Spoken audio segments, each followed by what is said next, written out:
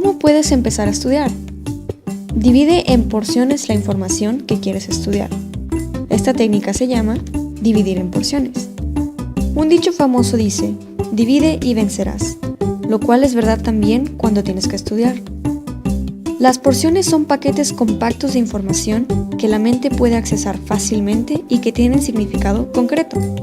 Por ejemplo, una palabra en un texto es una porción de información compacta que tiene significado y que usamos en conjunto con otras porciones de esta información para formar piezas más complicadas, y todo esto lo hacemos en nuestra mente.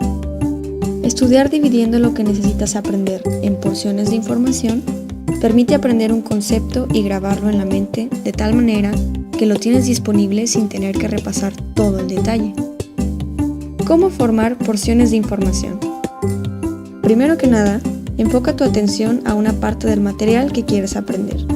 Quita las distracciones como televisión, internet y celulares. Permanecer enfocado en el material empieza a formar nuevos patrones neurológicos para grabar la información que estás estudiando. Número 2. Entiende la idea básica de la parte del material que estás estudiando. Es importante que entiendas la idea de la porción de información que estás estudiando, ya que dicha porción adquiere un patrón unificado que le da significado para poder usarlo posteriormente.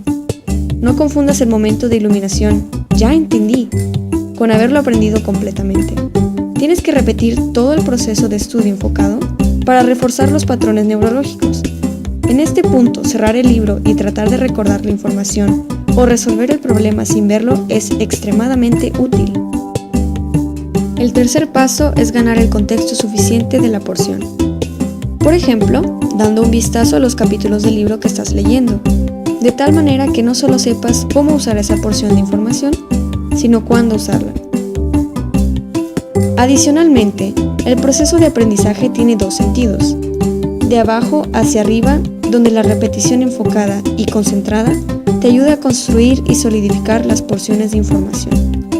Y hay un proceso de arriba hacia abajo que te ayuda a ver dónde se puede acomodar tu aprendizaje. Ambos procesos son vitales para ganar maestría sobre el material estudiado.